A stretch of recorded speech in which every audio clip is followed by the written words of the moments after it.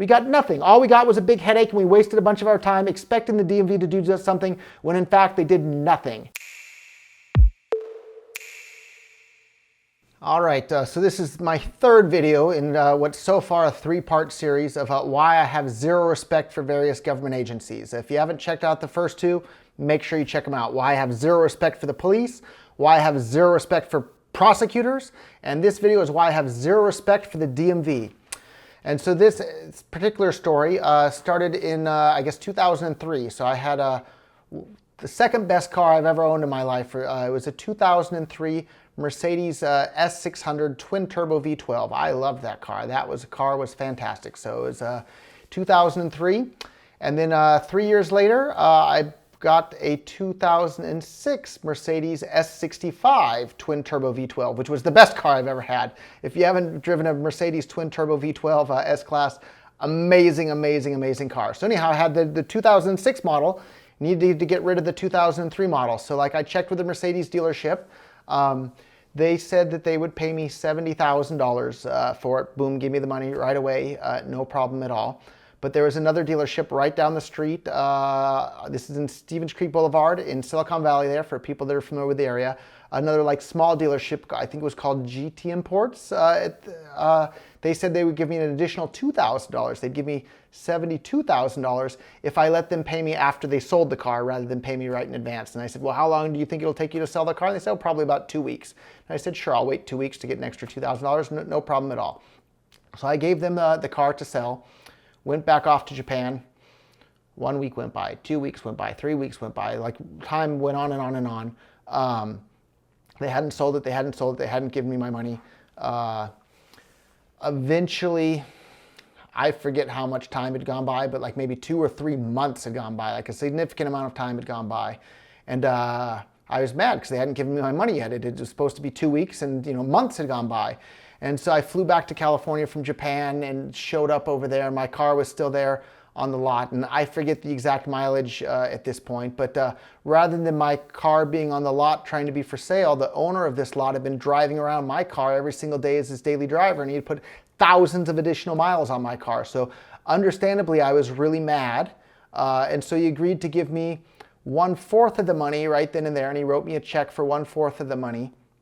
And then to calm me down and make me not so mad, rather than giving me my S600 back, he and I didn't know it at the time, but he gave me some other poor guy's Lamborghini Gallardo, and he told me to go and drive that one. So I drove around this Lamborghini for like a week while I was still in town, and then when I was ready to go back to Japan, I dropped back off the Lamborghini, and he gave me a second check, I think. So I got up to about half the money that he was supposed to pay me.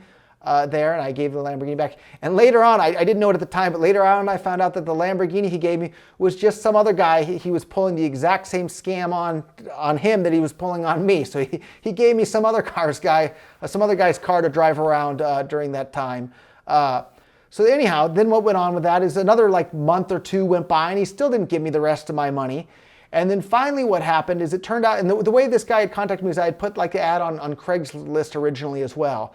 And so what this guy had been doing is he was contacting every single person with a fancy car on Craigslist and contact them saying, hey, I'll help you sell your car, I'll give you more money than anybody else, and basically telling them all the exact things that they wanted to hear to get these people to trust them with their fancy cars.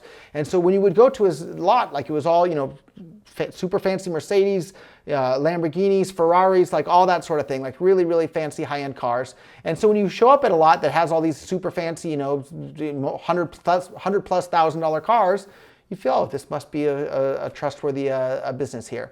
So it turns out he was pulling this scam on, and I forget the exact number because it's been so long, but it was at least a couple of dozen. It might have been close to 100 different people's cars he got this. And basically, I kept my pink slip too. I never gave him the pink slip because I wasn't going to give him the pink slip until he paid me for the car in full, right? So then what happened, like another month or two went by, and I went back to California to like check on my car and my business and other things that were going on there. And turned out, and it's been so many years, I don't remember the exact chronological order of the events, but it turned out that basically what he did is that he had forged my signature on a document to the DMV claiming that I had lost the pink slip, and then he had gotten a new pink slip issued from the DMV and then forged my signature on that as well, and then sold my car to somebody else, and he had just kept all the money. And if he had just done that to me, like all by myself, I would have a little bit of respect left for the DMV. But he did that to me, and he did that to a couple dozen other people. There were several dozen cars he did that to. And all of us got together and we found all the other people that had been ripped off by the same guy. And there was a whole, email thread there or chat group that was going through. We had everybody's phone numbers and whatnot that was going on with that. So he did this to dozens of different people with their cars. And then the guy was, I hate to stereotype, but I'm pretty sure it was Nigeria. He was from some country in Africa. And so he took all the money that he had stolen from all these people with their cars and then sold their cars without their permission by forging their names on these pink certificates saying you lost the pink slip to get new pink slips, and then forged their signature on the pink slips again and sold all their cars, took all the money, and then fled back to Africa with it all. And his poor girlfriend in California that was, from America, like she was getting death threats and everything else because he left her high and dry, but people managed to track her down as well. And so the part that makes me just have absolutely zero respect for the DMV whatsoever is I contacted the DMV, and all these other people contacted the DMV because we were mad. This guy sold the cars out from under us. We all still had our pink slips. None of us signed them over. What the DMV told me, they said, oh, we're not going to do anything about this because your signature isn't unique enough. And there's some truth to that. I had to sign checks and sign all sorts of things all the time for my business. I used to have a longer, slower signature, so I changed my signature to one that's shorter and simpler and easier to do so I could sign things faster and it wouldn't take as much time. And so if it was only me claiming this guy had forged my signature, I'd have a little bit of respect left for the DMV, but there were a couple of dozen other people all at the same time telling the DMV, hey, we didn't sign these documents, this guy stole our cars.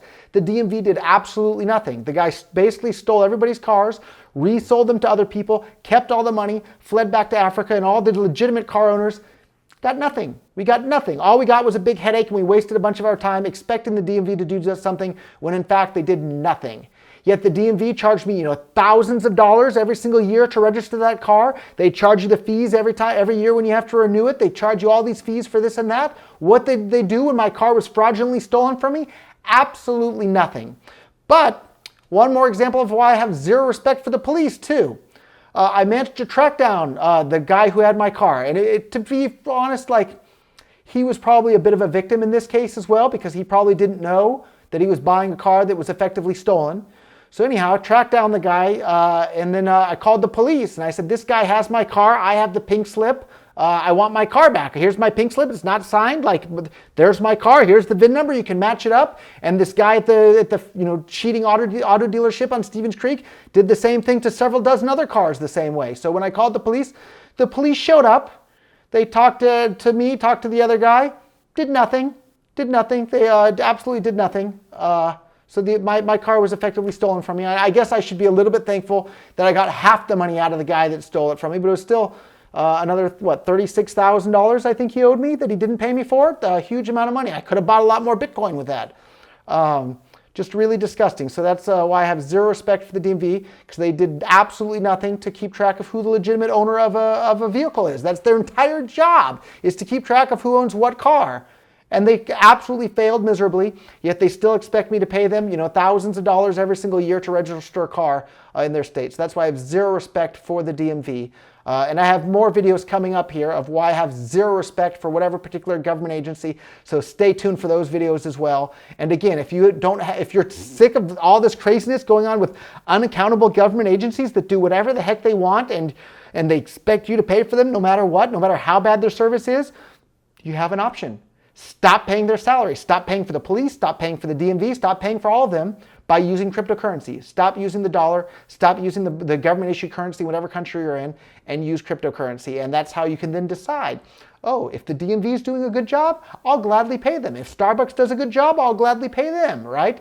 People should be able to choose voluntarily to pay for the things that are doing a good job. That's how it works in the market. The companies that do a good job serving their customers get more money because they attract more customers. The entities that do a bad job serving their customers get less money because the customers go somewhere else. But with things like the police and the DMV and the prosecutors and everybody else, you have to pay them or you go to jail. And that's the problem. People need to be able to opt out of those things, and we need to make all of those things voluntary.